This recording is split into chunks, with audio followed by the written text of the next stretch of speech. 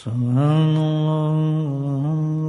la ilaha illallah, wallahu akbar. Subhanallah, walhamdulillah, wa la ilaha illallah, wallahu akbar. Subhanallah, walhamdulillah, wa la ilaha illallah, wallahu akbar. The Sahaba Ikram, they each had their own style and method. Allah subhanahu wa ta'ala created such unique characters in the Sahaba, and within them they each had their own unique characteristics, specialities and qualities and passion. And every Sahabi, every blessed companion of Rasulullah sallallahu alaihi wasallam, according to his passion, desire and quality, would do amal and practice on the deen. And from the different Sahaba, there were different characteristics, different styles in certain Sahaba, in certain companions. Some had generosity, sakhawat, and somebody had siddiqiyat, somebody had adl, justice, and somebody had strengths in other fields and other practices. And every Sahabi had a speciality and a quality that excelled. But one shauq, you can say, or one passion, desire was such which was common amongst all of the companions. And if they did not have this passion and this deep-rooted desire, then they would not be Sahaba. They would not have been a Sahabi, each of them. And this Allah Ta'ala created within them when they were born. It was within their hearts already. Allah Ta'ala had put it, ingrained it into their hearts, this quality, this characteristic. And every companion, whether it was a male or female, every Sahabi or Sahabiya, they were immersed in this passion and this desire. And what was that passion and that desire? What was that quality that was inherent within all of the Sahaba?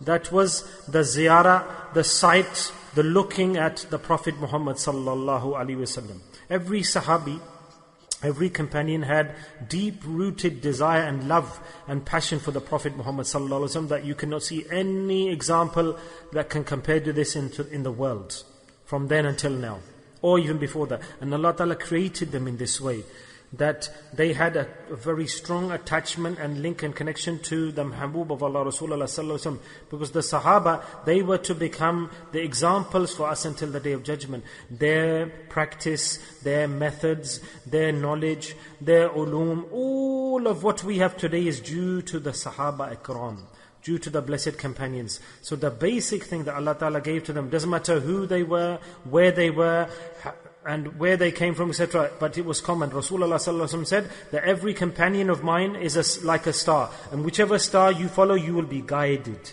You will be guided.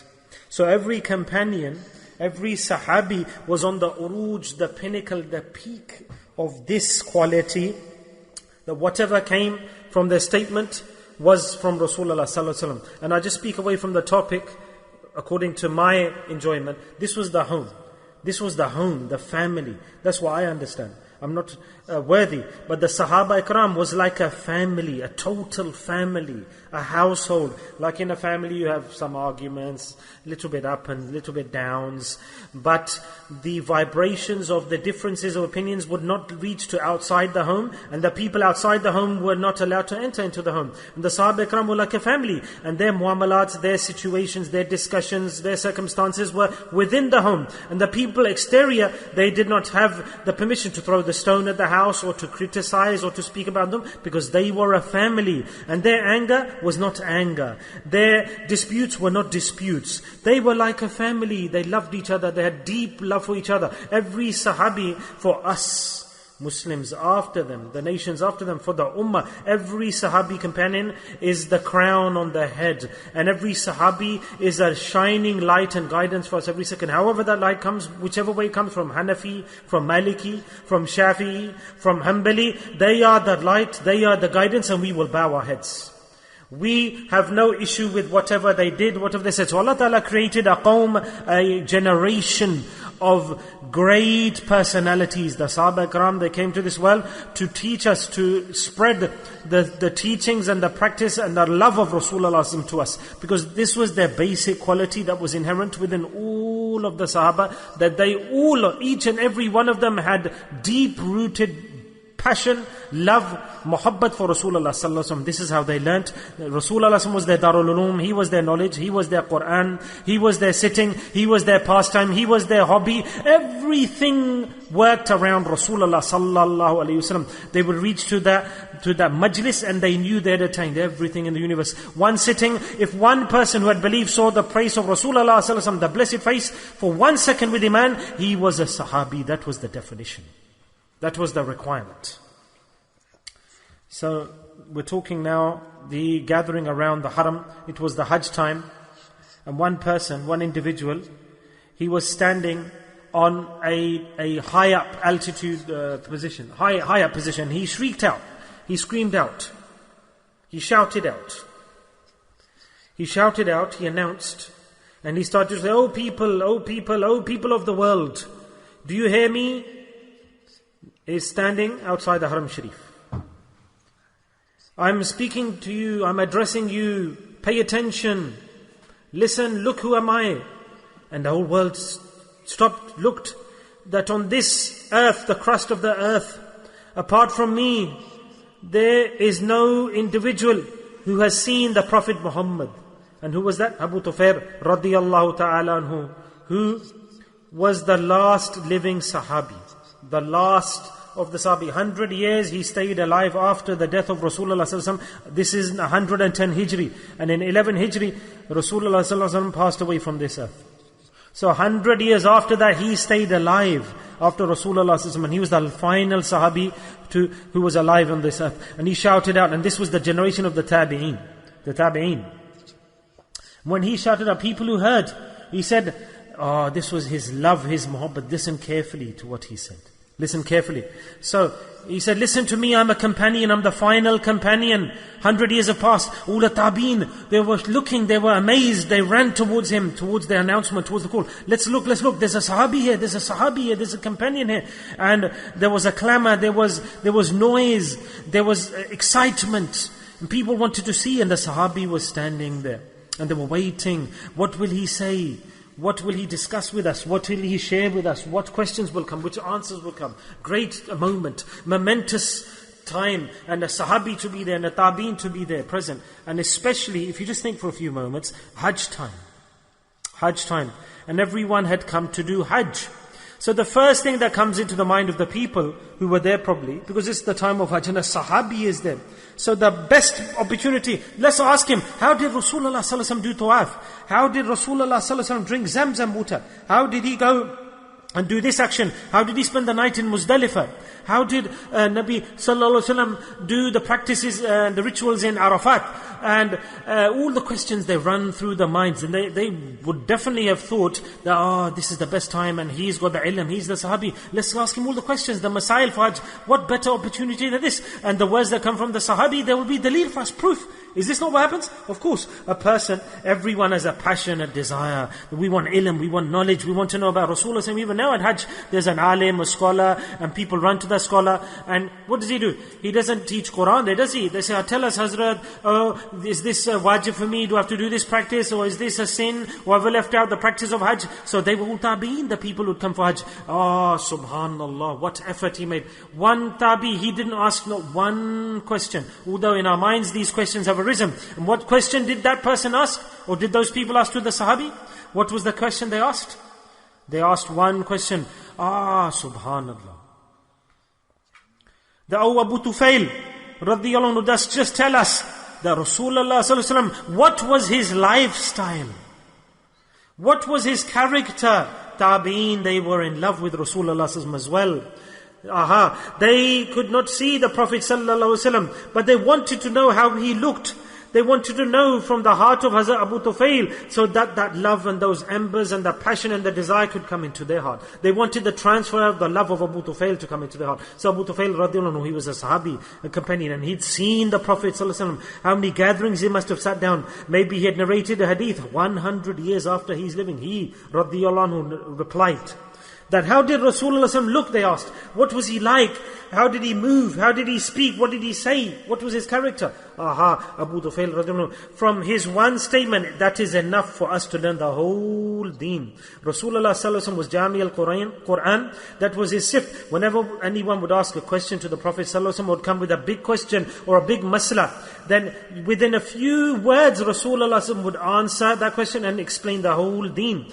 Subhanallah, what great ilm, what great knowledge. And there wouldn't be scholars would come, even a Bedouin would come. The Sahaba would say, we were waiting, we were silent, we had adab, we were waiting for the Bedouins to come because they were frank in their approach. So they could ask a question, so we could hear the answer, so we could learn the deen. How simple was Rasulullah ﷺ. No showing off, no pride. One Bedouin came. Rasulullah ﷺ, he grabbed hold of his shirt. Tell me, what practice shall I do? How can I be a good Muslim? I can't do all of these deeds. I can't do these deeds. I can't do these. Look at what Rasulullah ﷺ, all the Sahaba listening. And he's happy and they're happy, the Sahaba in the heart. Alhamdulillah, the Bedouins come. We couldn't dare to ask questions like this. We'd be disrespectful. We could never ask like this in a frank manner, open manner. But the Bedouin, he has no frankness, he has no obstacles, and he has no be'adabi, no disrespect. He's not included because that's his way, his lifestyle, his mannerism, his culture. So Abu Tufail radiallahu anhu, when he was asked this question, he, within 3 words, statements, he answered the question, and 3 qualities he mentioned that explained, defined the whole character of Rasulullah sallallahu alaihi wasallam. He said,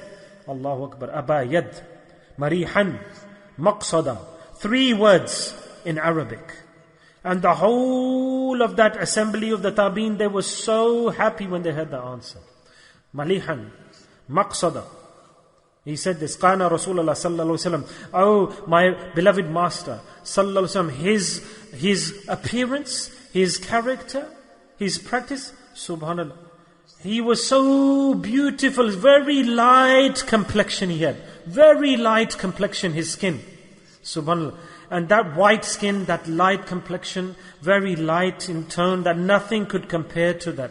Then he said the next thing. Malihan. And, or but. But it wasn't that whiteness that we are used to or we think about. He had a very light tone, a very light complexion.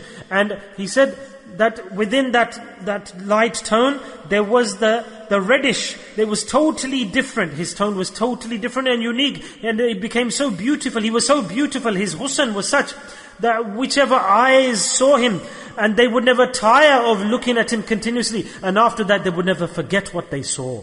Malihan. This is the deep definition of just that one word, maqsada. And then he sealed his reply in the last statement.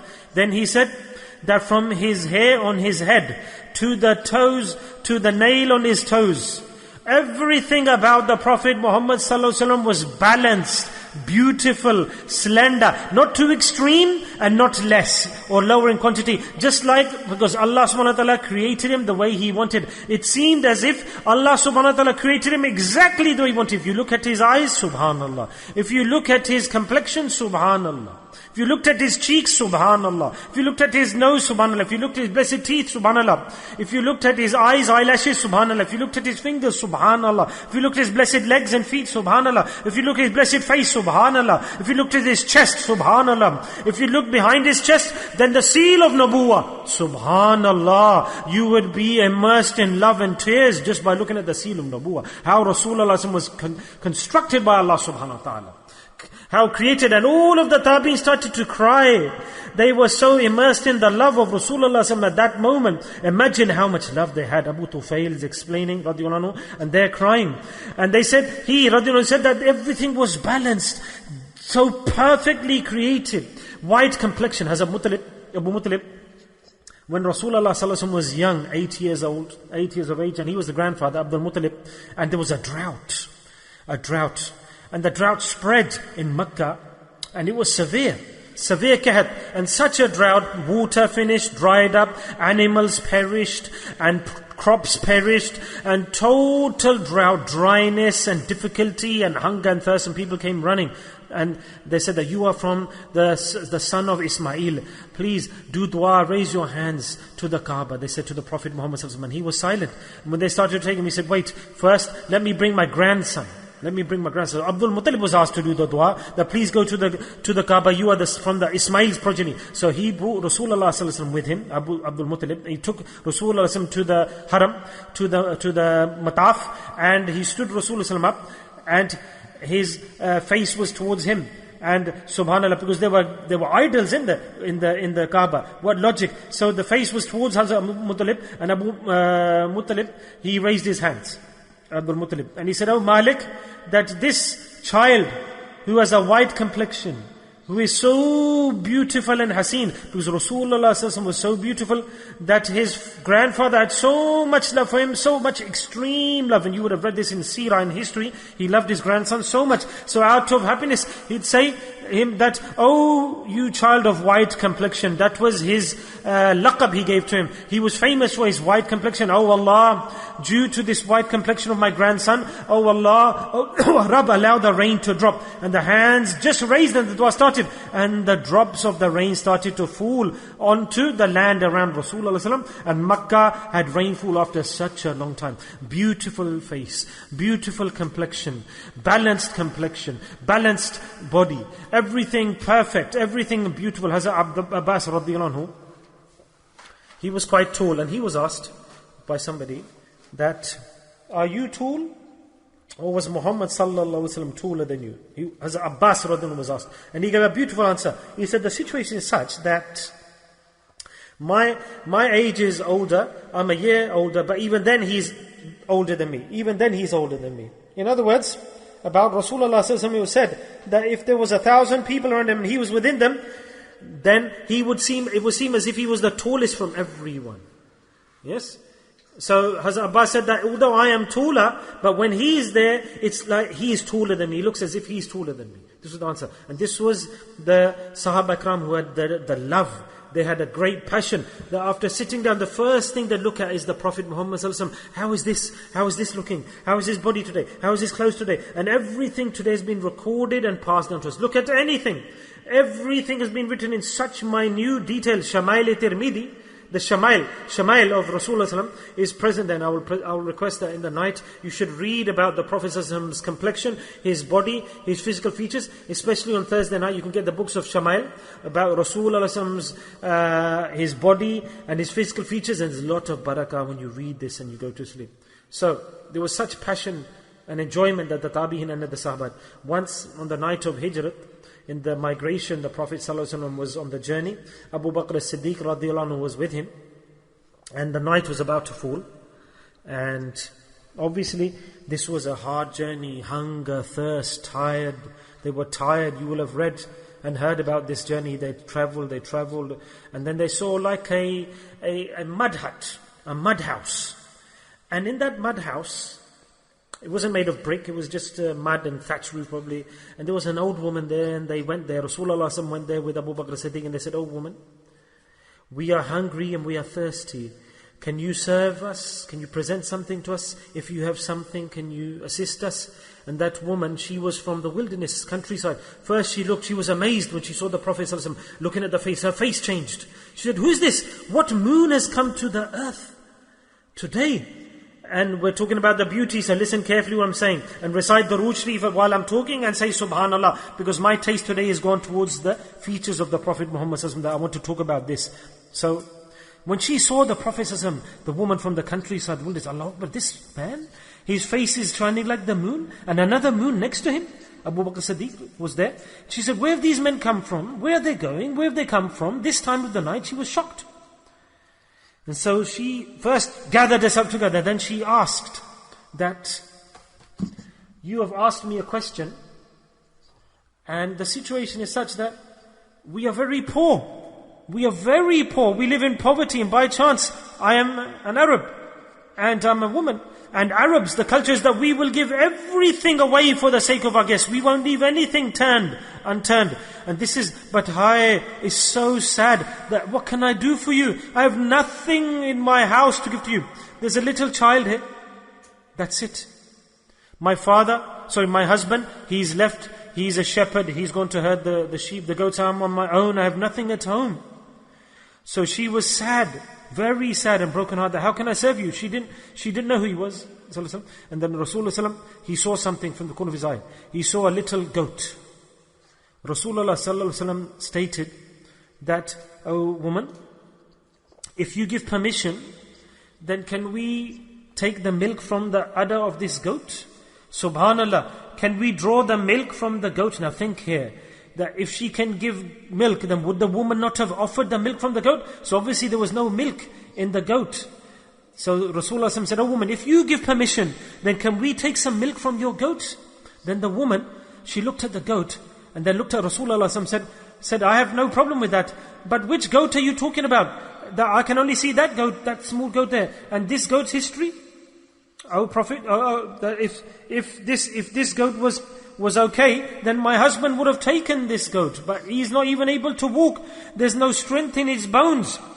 He's standing there. I don't know how he's standing. He's totally finished. No energy, Hadhrat. It's not capable. You say milk, it's not capable of doing anything. And you want to take milk?" Rasulullah said, "Yes." She said, "I'm very happy. I'd be very happy if you can draw milk from this goat. It'd be a great happiness for me. And you have permission from me. Take it." Rasulullah gave the usher to Abu Bakr Siddiq.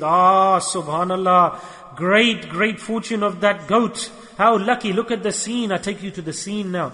Abu Bakr Siddiq brought the goat to who? Abu Bakr Siddiq grabbed hold of the goat, took hold of the goat, and Rasulullah called the goat, and that ill goat is coming to who? The master. And the fortunes changed for the goat. Hazrat Abu Bakr Siddiq went to bring the goat. Rasulullah called the goat, and the goat totally, its physicality, its actions changed. It transformed. It went towards the fortune and its good fortune, and it reached to the Prophet sallallahu alaihi wasallam. And then when it reached, it was happy. It knew what was happening, and the goat, it bowed. And then the hand of Rasulullah went onto the goat, the barakat hands, the blessed hands. Subhanallah, when Rasulullah's hands went onto his back, and then its udder filled with the milk, totally filled to the brim. Its stomach came down to the ground, and its body bowed. At that time nobody knew that this was the Rasul, but the goat recognized this is Rasulullah sallallahu alaihi wasallam. My fortunes have changed today. They've transcended. I'm Jannati. I've seen the Prophet Muhammad sallallahu alaihi wasallam. My fortunes have changed. I'm so lucky. I was a dead goat nearly. And there's a point, a nukta comes up, that this didn't happen to the goat. What is a goat? Rasulullah's habit was such that he would love the miskeen. He would always assist the people who are in poverty, hardships. He'd pick up the yatim, the orphans. He'd assist them. What is the goat? This is an example. His poverty, and the goat was ill. It was unable, but Rasulullah started to draw the milk. And where was the milk? Where did it stop? Where did it stop? The narrator says that the milk had the foam on it. Beautiful milk, tasty milk. And then bring the pots, bring the containers. And the female who's there, she subhanallah said, "Hazrat, the milk, I've got no pots left in my house to fill the milk." And Rasulullah left it there, and everyone drank the milk to their fill. And after drinking the milk, Rasulullah did dua for her, and then they departed. Subhanallah, what a great... He embraced me and departed from me, and my life went from here to there. What a great poem. Rasulullah came and left, and she fell in love with that event and what had happened to her life. And everything around her, her mind, her body, everything was full of the emotion. And the goat had nur. Everything, the house started to transform into good fortune, good days. And the woman, she changed.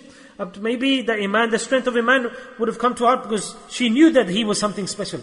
And she was amazed and shocked that which personality came to my house? Who is this? Who came and who was with him? And he came and he did this and he left. And in that state, she was totally so happy. And after a while, Abu Mad, her husband, came, Mad, and he saw that my house is totally changed. The color of the goat had changed. In the corner there was nur. And the faces are full of nur. And the child... his face has changed, there's nur upon the household. And he was amazed and shocked. He left the goat. He said, Mad, what's happened here to our home? What's happened? Who came? What happened? And she said, don't ask, come in, let me tell you the story of what happened. She said, today such a great, fantastic event occurred. Such a great person, a traveler came. The child said, I will tell you. And she said, no, I'll tell you. And they're trying to outdo each other. Was he a man? Was he insan? Was he a personality? And they just said, what was his name? The man said, who was he? She said, don't ask. I couldn't ask his name. I'm so shocked. I didn't ask, where are you coming from? Where are you going? And what is your ism? And your Mubarak ism? And who are you? I just consider that what a great blessed personality, she said. And the child said, the blessed man came, Father, blessed man. Because they didn't know the name. And then he fell in love. He said, is it? He saw and he'd seen the fortunes, the change of his house. Then he thought, what? Allahu Akbar. He started to say, the husband said, that will he come again? She said, Allah knows, who knows? Will he come? You wait, we wait. He said, okay, this is switches. That I won't go now to herd the goats. That this mountain near to here, that I will herd my goats near to here. And when he comes back again, then you need to send the child and call me straight away. I will leave everything and come back. And this became his habit, that whenever he'd come back, I'm going to tell you the love now, my friends, the love. I'm telling you, ishq of Rasulullah sallallahu alaihi wasallam. This is ishq, this is love, this is muhabbat. May Allah Ta'ala allow the taste of this, the drop of this to come to us. One drop, if it comes, our appearances will change. Our lifestyles will change, our habits will change. This is what we are lacking, the love of Rasulullah sallallahu alaihi wasallam. We act out dramas, we have many claims, but we say we are ashiqs, but this is love that I'm about to tell you. So the husband, what did he say? He said, my wife, that whenever he would come home and she would present the food, he said, I want to eat after. First do this, that let me tell me about that blessed personality came. And then the child, and he would start speaking and talking about the eyes of Rasulullah, his beauty, his Hussain, his character, everything they'd start talking. Then he'd ask one day, tell me, that how beautiful was he? What was his beauty? What were his features? And then Bad said, that what can I tell you about his beauty? His face was so blessed. There was such deep beauty that you couldn't stop. You couldn't just look at him and let your face fall on him. You had to look away. When he smiled, you couldn't look. Every single atom, every cell, every little piece of space, whatever there was there, it was beautiful. And he'd ask, and the child would enjoy, and the husband would enjoy. What she said at the end, Allahu Akbar, he was shaken by what he heard. Shaken. Such a great Jamia, complete Mufassirin. They said that she was a commentary of Rasulullah, that there's no example or comparison about the greatness and the sight of Rasulullah. What did she say? Listen carefully. She said, Abu Mad, that if I summarize to you, that he was such a beauty, that when you see him from far, he looked so beloved, so handsome. When he came close, he was even more handsome and more beautiful than that. Allahu Akbar. Such a great praise. Look at this. What is within this? Rasulullah sallallahu alaihi wasallam, Hussain has come and his seerah has come. His beauty has come and his seerah and his history has come in this hadith. Don't just look at the beauty. From far when you look at him, he looks so handsome. When he comes closer, he's more beautiful than that. More beautiful than that. So what happens is that some people, they look handsome and nice from far away, but in the dunya, when they come closer to you, then all of the defects, they come out. When you have relationships with people, when they're made, and when you shake hands and make the friendship, and then you see that subhanallah, that's the initial period, and that's the muhabbat, the love we have in our society today. But she gathered all of the seerah. He wasn't the drama. He wasn't just the outward external appearance. No. From far he was handsome, beautiful close up, and his beautiful character, his words, his personality, his conduct, his manners, they gripped us when he was there. That ashiq, he cannot be a lover of Rasulullah who doesn't know and practice out the akhlaq of Rasulullah. If you don't know every part of his character. Today we say we are ashiqs, but we don't see the akhlaq. We don't even know the manners of Rasulullah. We don't even know that, what did he leave to us? What did he give to us? We don't have no knowledge. We are immersed in the world, in our own occupations, in our lives, in our work. We don't know what Rasulullah brought and what did he leave with us. For what reason did Allah send him to this world? Every sahabi was an ashiq. Every companion would give everything for the akhlaq of Rasulullah. So the Bedouin came, akhlaq. So when he asked, he didn't ask a small question. He was an ashiq and she was an ashiq, what she said. She said, I tell you now, when I saw him from far, he was handsome, very handsome. A lot of Hussain. When he came closer, he was so much more beautiful than that. Why? Because from far you could just see that he was handsome. He was like the moon. When the moon came closer, then he was the moon, and he had the seerat on top of that, his character, his mannerism, his complexion, his physical practice, his everything, his speaking, his movement. And this is the truth about Rasulullah sallallahu alaihi wasallam, my friends, that we can see this today as well. Do you remember this? Do you remember this? One Bedouin came, and he said, "Oh, who are you? Oh Muhammad, Ya Muhammad. Who are you? Anta Rasul? You are the Rasul? You are the Nabi? You are the one who calls yourself a prophet?" Huh? And he said that Rasulullah used to herd the goats in between the mountains. You herd goats? He wasn't poor, but he chose that path. Don't think he was poor. There was no one wealthier than Rasulullah sallallahu alaihi wasallam. But Allah Ta'ala said that this is your mountain. You want to turn it to gold? He could have had what he wanted. The walis of Allah are not poor. They choose the path of simplicity. Remember this. The walis of Allah don't think they're poor or poverty. They take hold of that path. They're voluntary to the path. They are ill, but they do dua for others who are ill at that time. They don't want food, but do dua for people. If you go to them and do dua, you will get the food. Why don't you do dua for your own children? Why don't you do dua for yourself? Oh, his wife, she's so ill, his children are ill. And let's go to him and ask him to do dua. Hi. This is what they like, they enjoy. The walis of Allah, they don't look at themselves or their own family or if they're suffering. Brothers, when Allah Ta'ala gives pain, you don't know how the walis of Allah, they enjoy those moments. Allah, at least you're giving something to me. You're giving me difficulty. You're paying attention to me, Allah. Everything that's coming from you, Allah, I accept. Whatever you give to me, pain, difficulty, hardships, darkness, I love it, Allah, because you're paying attention to me. Allah, you're paying attention to me. So the Sahabi came. Are you? You're Muhammad? And Rasulullah was herding the goats. Ya Rasul, Anta Muhammad, you are the Rasul. I heard that you are generous. Rasulullah was silent and smiling within his wrapped blanket, and he would have beauty and handsome. You could criticize him, say bad to him, but always a smile would come from Rasulullah. Subhanallah. May we give all. Are you enjoying? Or shall I speak about another subject? Tell me the truth. Are you enjoying? Then I will tell you more. You will be amazed. So he, radiyallahu anhu, started saying that give me these goats. I want to take these goats. Rasulullah said, is it? How far will you go? He said, the mount these goats are wandering. He said, all of these goats that you can see between these two mountains, they're yours, take them with you. And he was amazed and shocked. The Bedouin, he was just asking, he said, you've given everything to me between these two mountains in the valley. May look at the sakhawat, the generosity of Rasulullah sallallahu alaihi wasallam. He didn't look back, he didn't turn back on his decision. Take them all. And the Bedouin's taking the goats, and he's going back to his tribe. He shouted out, do you know where I've come from? I saw Muhammad sallallahu alaihi wasallam. He's so generous. Run, you get Iman and you get the goats as well. You'll get everything. What a door of generosity and mercy. What a great Nabi. Even today, if you become his ghulam, his servants, you will get Iman and you'll get rizq. You'll get belief and you'll get respect. But we've left that court, we've left that door. We are drum empty boxes, all mouth. Everywhere we go, mouth. Allah says drama will not succeed. Drama won't work. I remember Uqba bin Amir radiyallahu anhu, an event. Uqba bin Amir radiyallahu anhu. And it's narrated in Ahmad Tabarani. These hadith I will show to you, present to you, narrate to you together, according to what the scholars have stated, and I will join them and explain them both collectively. Ahmad Tabarani, hadith are narrated in both collections. And this hadith is great and beautiful. Listen to this hadith carefully, attentively. Your life will be made. The akhlaq of Rasulullah sallallahu alaihi wasallam, and see what happens.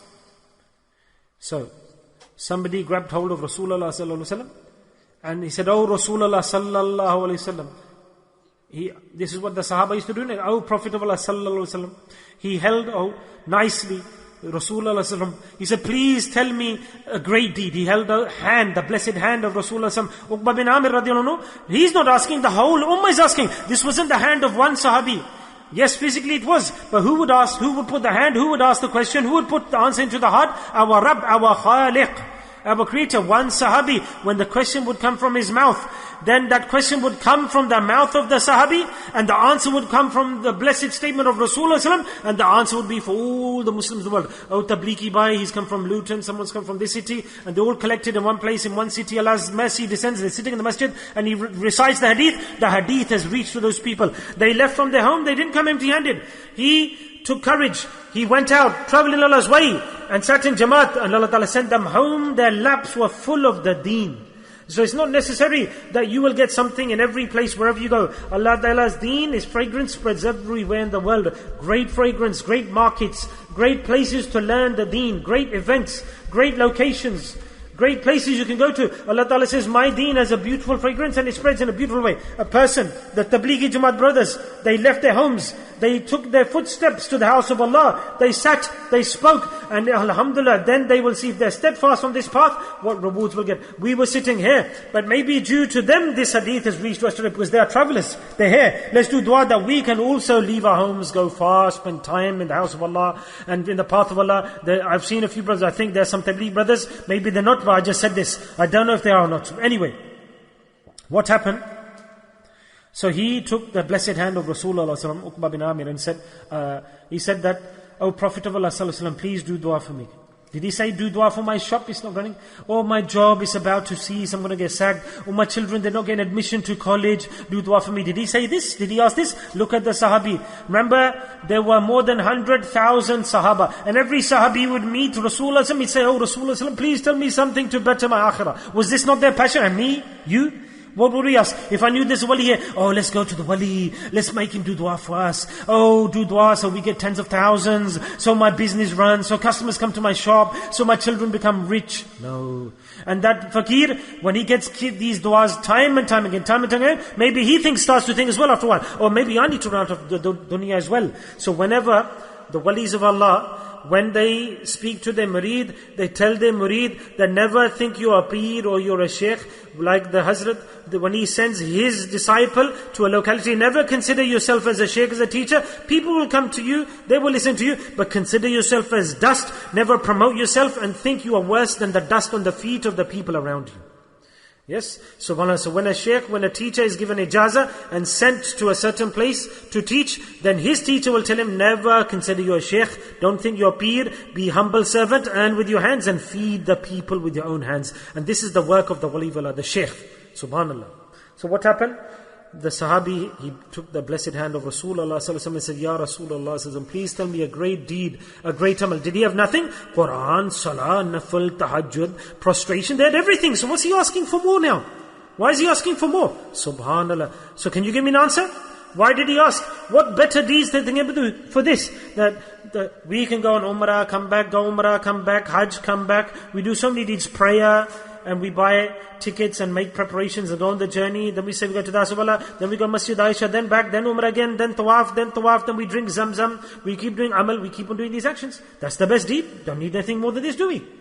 So which deed is he asking from Rasulullah that because he wasn't satisfied before that? Uqba bin Amir radiyallahu anhu. Is there any deed left that they didn't have? Give me an answer, Astaghfirullah. Was he mad? Sahabi? He was asking from Rasulullah. He was asking because Rasulullah was going to give. You always ask someone for something because you know someone's going to give something. But Rasulullah could have turned around and said, I've given you Quran, Salah, Masjid, prayer mat. I've told you Sajda, Ruku, Salah. Why are you asking more from me? But no, Rasulullah did not say that. Ahmad Tabarani narrate this hadith, the hadith is found in both narrations. Rasulullah turned and said, what have you asked from me, O Uqba bin Amir, for the ummah? Subhanallah, are we not happy that we're getting something? You, me, we're all in the ummah. What are we attaining? What is this great gift? This ni'mah? Listen, Rabbul Izzat, Allah is the one who made. Uqba bin Amir asked the question, and Rasulullah was given the answer. And he is asking that thing from Rasulullah, due to which Allah said, I give respect to the humans, I elevate their status, I give them izzah, I elevate their rank, I increase their age, I increase their wealth. The whole world and the earth and what it contains in the akhirah, I improve it for them. Do you want this, brothers? Then put your hands up if you want it. Put your hands up. Otherwise you will go empty boxes back home. You will go empty arms. The person who raised his hands has to practice all this. Otherwise on the day of judgment, what will happen? You put your hands up, didn't you? Yes, mashallah. I won't give you hard things or things you won't like. My friends, everything I will say is within the boundary of deen, within the boundary of capability and practicality. I won't tell you something that's too hard for you, or you have to pray tahajjud, or read nafil all day long, or do this and that. Nothing hard. Wherever you came from, whatever you are, you will stay there, inshallah. Wherever you're stuck in the mud, you will stay there. I won't take you to inch forward or back. But I'll give you that advice, that if you practice on it, you will become human beings, brothers, human beings. That's what we need to become. What a great guarantee. What a great guarantee. Look, Allah is speaking. Rasulullah was asked by the Sahabi. Allah put the question into his heart. And Allah gave the answer via Rasulullah sallallahu alaihi wasallam. Aha. So today is the night of Jummah, brothers. I'm going to let it go a bit longer. Then we'll do dhikr after that. I'm going to let it go longer. Anyway, so. Such a great statement. Rasulullah sallallahu turned and said, Uqba bin Amir, what is it you asked me? Look at the answer. Allah gives izzah. Allah will give rizq, Allah will give wealth, increased age, darajat, elevation of rank, and the whole of this world, your life and the akhirah, Allah will improve it for you.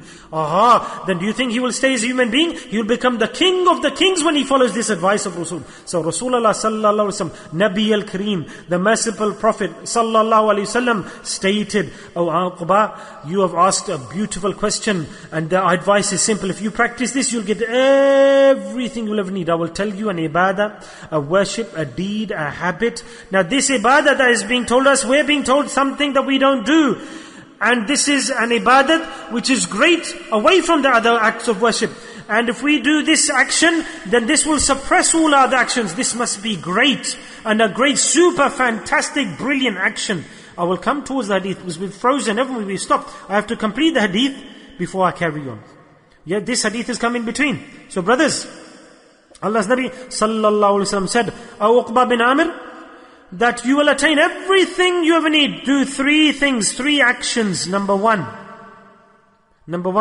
if there's a broken relationship, then mend the broken relationship. Whoever breaks the relationships, go and mend them. And the person that loses something, give it back to him. And the person who excesses or oppresses, then forgive that person. You do these three actions, and my Rabb will give you everything in this world and whatever you need. You don't need wuzu for this. You don't need masjid for this. Do you need Kaaba for this? Do you need Baytullah for this? Do you need Hajj for this? Do you need Arafah for this? I swear by Allah, one thing you need, that your heart make it soft, tender and nice. Aha! Great situation. Great situation. I think, and everyone's sitting, and I'm sitting with you in this assembly, and I say this with guarantee, we are all failed in this, including me. Don't say what I'm saying, don't think what I'm saying, don't take it badly. We are Sufi, the gathering. There are, mashallah, Tablighi brothers here, pious brothers sitting here. But I have to say this openly, that despite all our efforts and our practice, we are weak, my brothers, we are weak, my friends. We have to accept, we are weak. We go on chillas and we'll still do those sins. I'll do dhikr all day, all night, and I'll still do those sins. I will go in the company of my Sheikh and I'll still commit those sins. Let me think for a second, at least let me think, that such an advice, that we don't have this practice, we're weak, and we don't want to move, we don't want to practice, and we're thirsty, we want success, and we don't try to attain this. Allahu Akbar. How sad. We don't even try to attain the solution. The solution to all problems. Oh, servants of Allah, can we not practice this, what we've just heard today? What a great worship.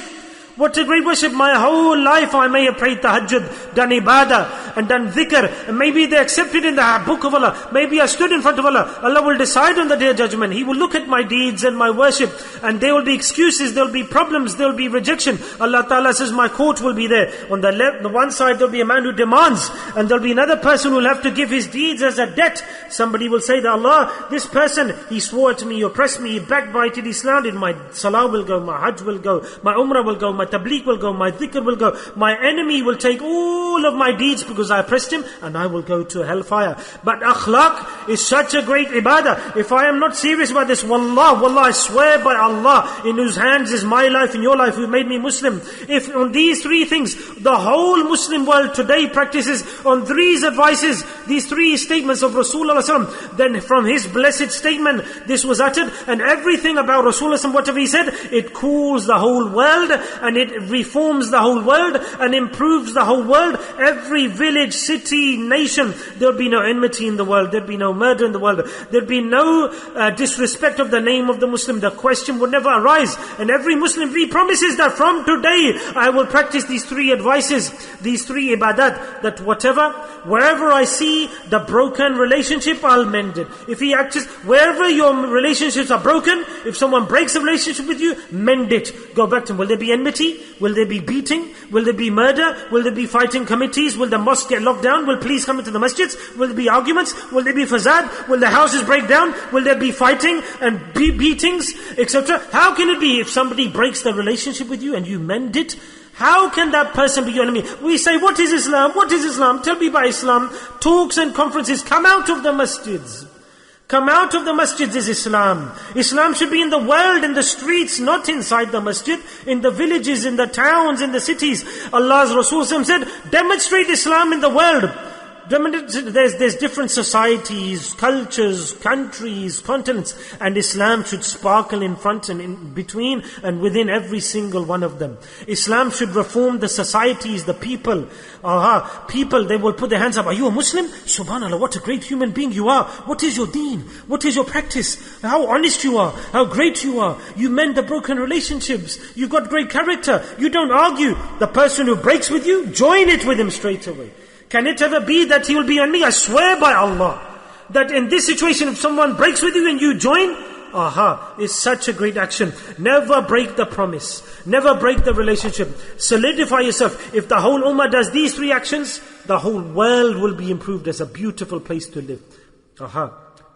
And who told us, Abad, radiyallahu anha, said that the beauty I saw when he came towards my house, he looked so handsome afar. When he came closer, he was even more beautiful, not just in his looks, but his beautiful character. So is he not beautiful now when I've told you his character, his words? Do you understand now how beautiful it was when he was closer? And you will know he's beautiful and see this when you do amal on his deen, and on Rasulullah will tell us on the day of Hashar, my beloved ummati, go to paradise, I've done shifa for you. But don't say, I can't do it, I don't have it within me, I'm too weak. Make yourself, straighten yourself, sit in good gatherings, go on tabligh, listen to good words, and sit with the walis of Allah, the pious people, the good Muslims. Allah's made places all over the world. Sit with the pious people, do dhikr, listen to good things, do good things, purify your heart, do tazkiyah of your heart, do dhikr of Allah, go to your Sheikh, present yourself, clean yourself, do tazkiyah of yourself, and analyze yourself, your character, your qualities,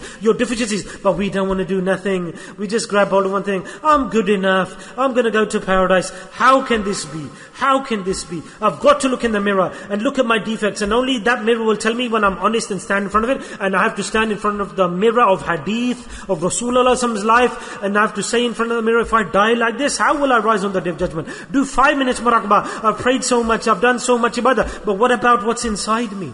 Am I pure? Am I pure? Am I good? Oh brothers, rectify yourself. We need to consider ourselves as mareed, as ill people. Fi qulubihim marada. Allah says, if you don't consider yourself as the ill people, Allah Ta'ala's Nabi Sallallahu Alaihi Wasallam said, then this will stop you, this will prevent you. And due to this, we are in the situation we are today. Look at the situation. Is there any respect?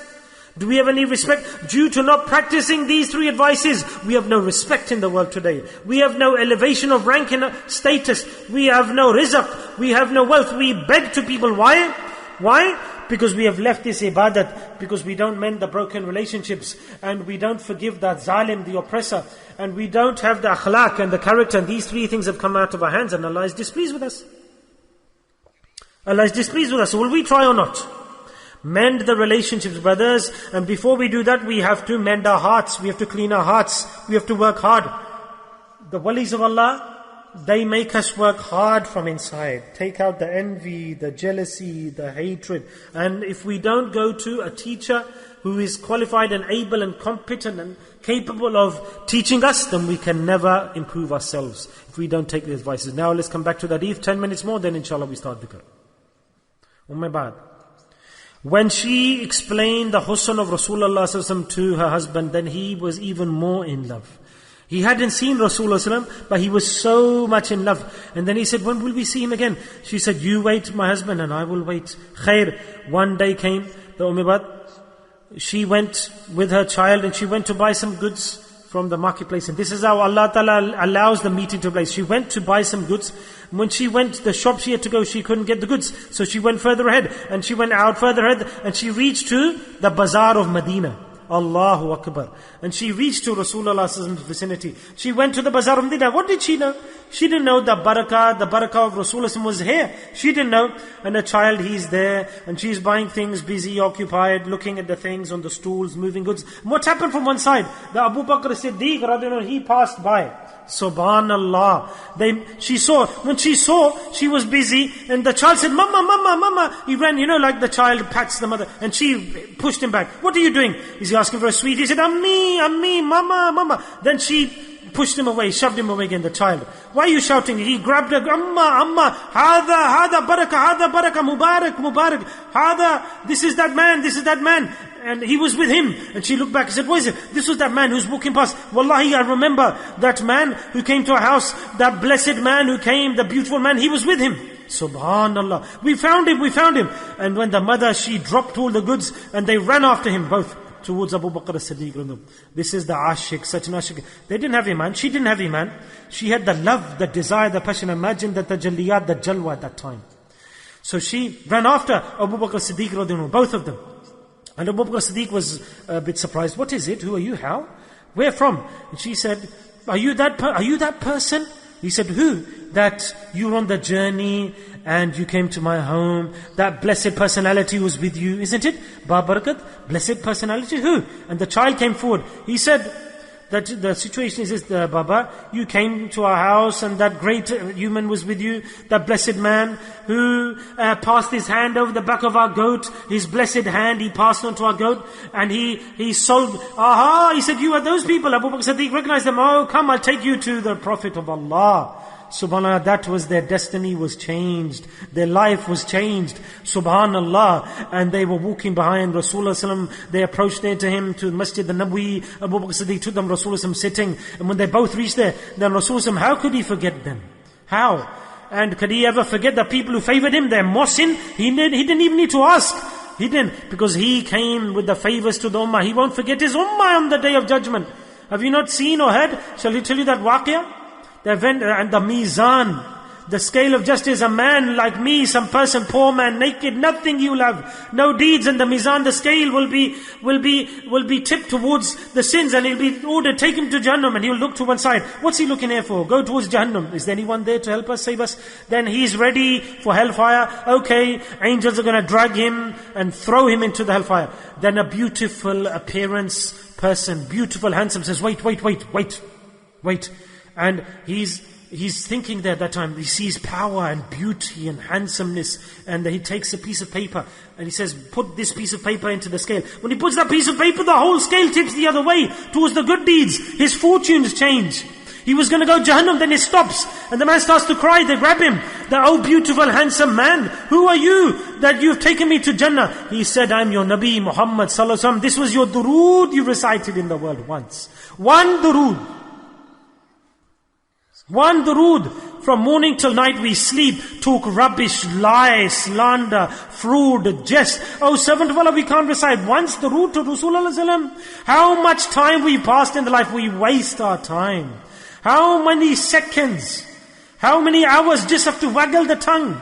We do business, run your shop, sit with your children, wherever you are. Sallallahu alaihi wasallam, sallallahu alaihi wasallam, sallallahu alaihi wasallam. This will be useful for us tomorrow. This will be wealth. Wallahi, nothing else will be of use.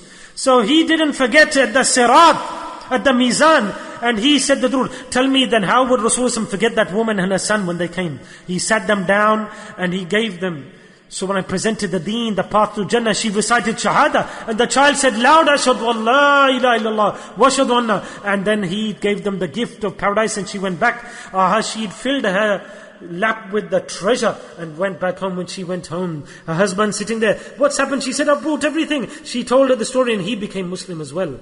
Allah Ta'ala may give us tawfiq, that we also get such ishq and love and great regard for Rasulullah sallallahu alaihi wasallam. Ashik, if we go out, look how many ashiks and lovers there are in the world and what's happening in the world around us. And we'll be ashamed that this is ishq. This is ishq. We claim to be ashiks and lovers. There's a recognition of the ashik. There's a way to recognize a lover of Rasulullah sallallahu alaihi wasallam, because love of Rasulullah sallallahu alaihi wasallam does not hide. It's not hidden. It is not concealed.